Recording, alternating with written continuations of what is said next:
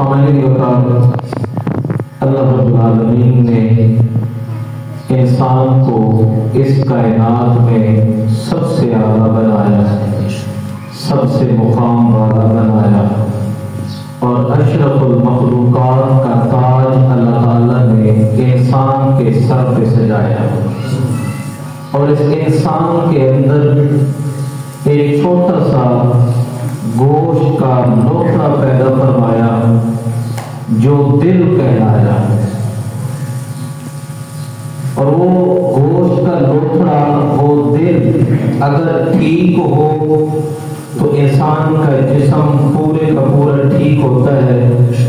اگر وہ جسم، وہ لوتھڑا بیمار ہو جائے، وہ چھوٹا سا عضو جسم کا اگر بیمار ہو جائے تو سارے کا سارا انسان ختم ہونے کی حد تک پہنچ جاتا ہے۔ اگر وہ جواب دے جائے تو انسان جواب دے جاتا ہے۔ یہ دل، یہ مرکز حیات ہے، اس دل کے بغیر انسان زندہ نہیں رہ سکتا، اس دل کے بغیر انسان چل نہیں سکتا، اس کی زندگی کا مرکز و محور یہ دل ہے۔ اب اللہ رب العالمین نے قرآن مجید میں ارشاد فرمایا، ما جعل اللہ لرجل من قلبین فی جوفہ، اللہ تعالیٰ کہتے ہیں میں نے کسی انسان کے سینے میں دو دل پیدا نہیں فرمائے بلکہ ایک دل پیدا کیا۔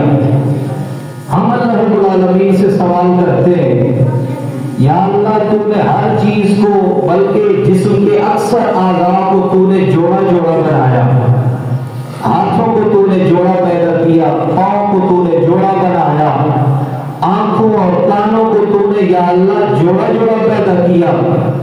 یا اللہ وہ اعضاء جن کے بغیر ہم چل سکتے تھے، جن کے بغیر ہم کام کر سکتے تھے، اور اگر کئی ایسے لوگ ہیں کہ جن کو تو نے ہاتھ نہ دیے، وہ بڑے بڑے ڈاکٹر اور انجینئر بن کے بیٹھے ہیں، کئی ایسے لوگ ہم نے دیکھے کہ جن کی آنکھیں نہیں ہیں لیکن جب قرآن پڑھتے ہیں تو رب العالمین کی یاد انسان کے دل میں پیدا ہو جاتی ہے۔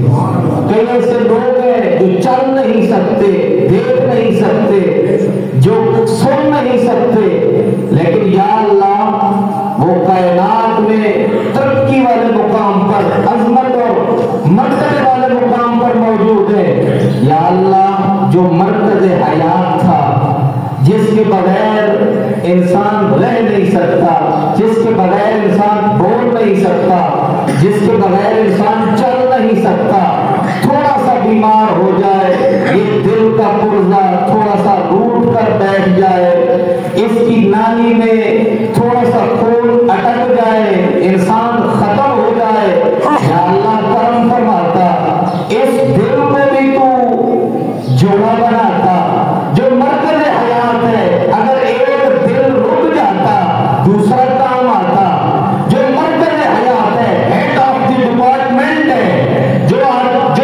پرزہ، جو جسم کا ہیڈ ہے، اس پہ کرم فرماتا، دو بناتا، ایک کیوں بنایا؟ اگر ایک رک جاتا تو دوسرا کام آتا۔ قرآن کیا کہتا ہے؟ اللہ رب العالمین فرماتا ہے میں نے دو نہیں، میں نے ایک بنایا۔ یا اللہ کیوں؟ کہا میں ہوں ایک، کیا میں ہوں ایک، میں چاہتا ہوں میرا مقام بھی ہو ایک۔ یا اللہ سمجھ نہیں آئی، فرمایا ہک ہے، وہ ہمارے بزرگ کہہ گئے نا ہک ہے، ہک ہے، ہک دی دم دم سکھ ہے، جا ہک کو لو کر جانے او کافر تے مشرک ہے۔ اب سمجھ میں آیا، یا اللہ تو نے عرش عظیم بنایا، وہاں پہ ڈیرا نہ لگایا، وَهُوَ رَبُّ الْعَرْشِ الْعَظِيمِ۔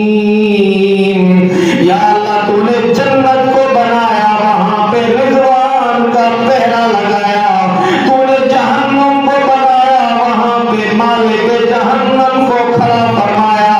رب العالمین نے فرمایا میری پوری کائنات میں موجود ہوں، لیکن میرا مقام،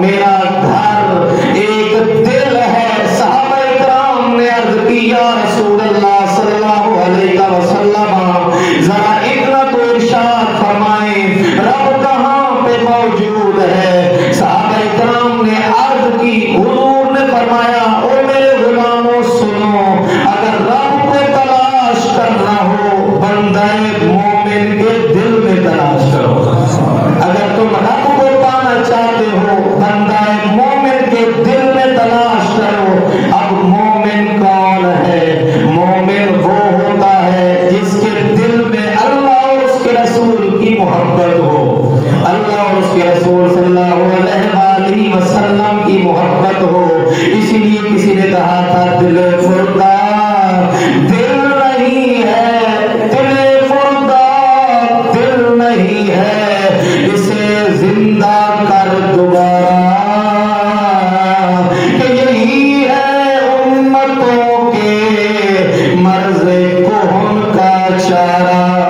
اگر تو امتوں کو، اگر تو قوم کو زندہ کرنا چاہتا ہے، اپنے دل کو زندہ رکھ اپنے رب کی یاد سے، کیونکہ یہ رب کا مقام ہے. اگر تو ترقی کرنا چاہتا ہے، اس دل کو رب کی یاد سے زندہ کر.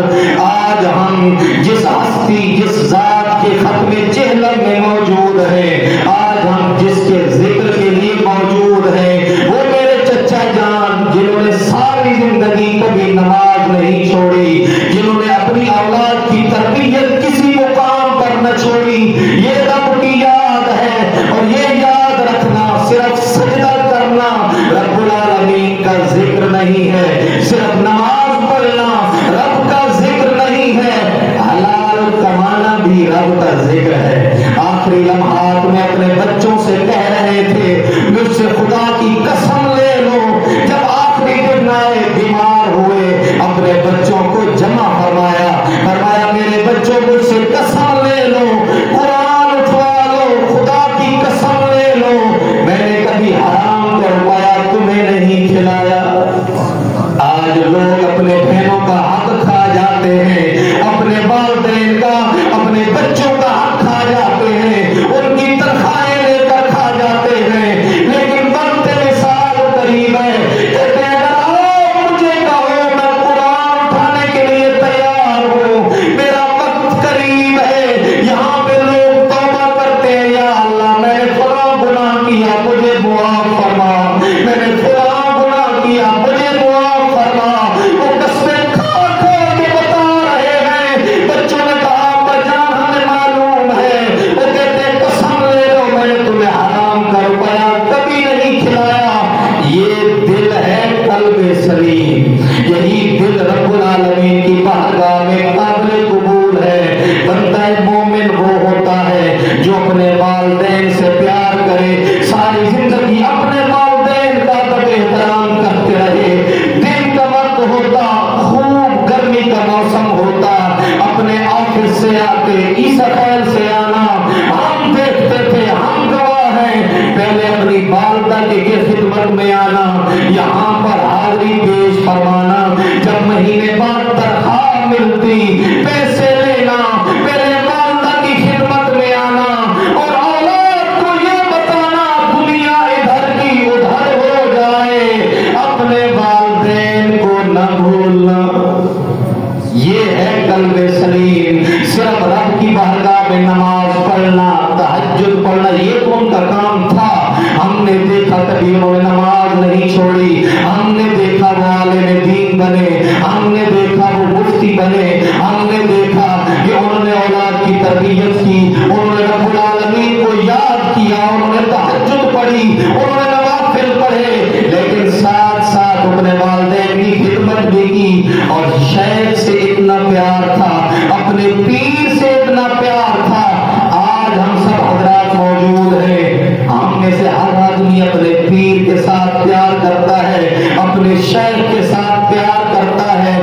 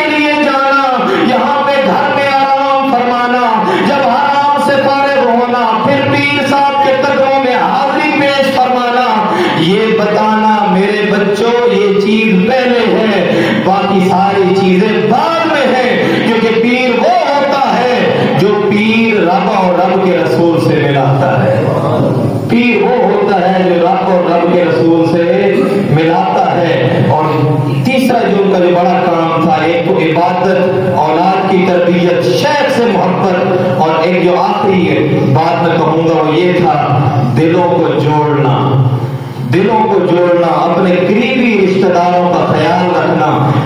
انہوں نے کبھی زندگی میں اپنی بہنوں کا ہاتھ نہ کھایا، اپنے بچوں اور بھتیجوں کا خیال رکھا، اپنے بچوں کو بھتیجوں سے ملایا، ہمیشہ اپنے بھانجوں کو پاس رکھا، اور ملاتے اکثر ایک ایک سال میں کئی کئی مرتبہ جمع فرماتے۔ ہماری تربیت انہوں نے کی، بیٹا مل کر رہنا ہے، اور اس کی ایک بہترین مثال میں آپ کو دوں گا۔ شاید آپ میں سے بھی کسی بزرگ نے یہ کام کیا ہو، کسی آدمی نے یہ کام کیا ہو، لیکن میں یہاں پر ذکر کرنا ضروری سمجھتا ہوں۔ انہوں نے ایک چھوٹی سی کمیٹی بنائی جس کا نام رکھا انہوں نے زین اتحاد کمیٹی۔ کیا نام رکھا؟ زین اتحاد کمیٹی۔ یہ میرے نانا ابو کے نام پہ زین اتحاد کمیٹی انہوں نے اس کا نام رکھا، اور اس کمیٹی میں انہوں نے اپنے بچوں کو شامل فرمایا، اپنے بھتیجوں کو شامل فرمایا، اپنے بھانجوں کو شامل فرمایا، اپنے بھائی کو شامل فرمایا، اور یہ بتایا کہ تم ہر مہینے کچھ نہ کچھ رقم لے کے آؤ گے، جمع فرماؤ گے، کبھی نہ کبھی مل کے بیٹھ جاؤ گے، کبھی نہ کبھی کمیٹی کا حساب کرو گے، مل کر بیٹھو گے، ایک دوسرے کے حالات تم جان جاؤ گے، تمہاری دنیا بھی بہتر ہوگی، تمہاری آخرت بھی بہتر ہو جائے گی۔ اور قرآن و حدیث یہ کہتا ہے اپنے رشتہ داروں کا خیال رکھو۔ نبی پاک صلی اللہ علیہ وآلہ وسلم جب معراج شریف سے واپس آئے، حضور علیہ السلام نے ایک دن ام المؤمنین سیدہ عائشہ صدیقہ رضی اللہ تعالیٰ عنہ کو ارشاد فرمایا، او عائشہ آج مانگ میرا رحمت کا سمندر۔ حضور علیہ السلام کا جوش میں آیا، فرمایا عائشہ آج مانگ، جو تو سوال کرے گی میں تجھے عطا فرماؤں گا۔ حضور علیہ السلام نے جب یہ ارشاد فرمایا، ام المؤمنین سیدہ عائشہ صدیقہ رضی اللہ تعالیٰ عنہ نے عرض کی، یا رسول اللہ صلی اللہ علیہ وسلم، میں پہلے اپنے والد گرامی حضرت ابوبکر صدیق رضی اللہ تعالیٰ عنہ سے پوچھوں گی، ان سے پوچھوں گی کہ آپ سے کیا مانگنا ہے، کیا عرض کرنی ہے، جو ابا جان ارشاد فرمائیں گے وہی آپ سے سوال کروں گی۔ حضور علیہ السلام نے فرمایا عائشہ تجھے اجازت ہے، اپنے والد سے پوچھ لے۔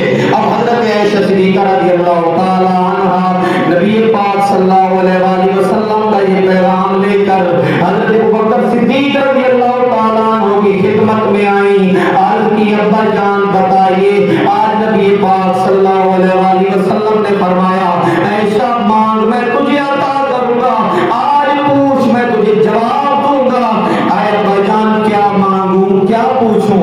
حضرت ابوبکر صدیق رضی اللہ تعالی عنہ نے فرمایا عائشہ جانا کملی والے سے میرا سوال عرض کرنا، اور عرض کرنا یا رسول اللہ صلی اللہ علیہ وسلم میرا آج والی رات جو اللہ اور آپ کے درمیان باتیں ہوئی ان میں سے ایک بات ہی ہمیں بتا دیں، ان میں سے ہمیں ایک بات ہی اس لیے پر تیرا کہ مدنی دار منظور نظر صدیق اکبر قربان تھیے قربان وجہ ہر شام و سحر صدیق اکبر یہ وہ ہے جن کے بارے میں قرآن کہتے ہیں والذین معه اشداء علی الکفار رحماء بینہم، یہ وہ ہے۔ حضرت ابوبکر صدیق نے کہا اے عائشہ جانا میرے کملی والے کو عرض کرنا معراج والی باتوں میں سے ایک بات ارشاد فرما دے۔ اب نبی پاک صلی اللہ علیہ وسلم کی خدمت میں ام المومنین آئے، عرض کی ابا جان یہ کہتے ہیں۔ حضور نے فرمایا عائشہ جو آدمی دو دلوں کو ملائے گا، جو آدمی دو دلوں کو جوڑے گا، اللہ رب العالمین اسے جنت عطا فرمائے گا، اسے جنت کی بشارت ہے۔ جو آدمی دو دلوں کو جوڑے گا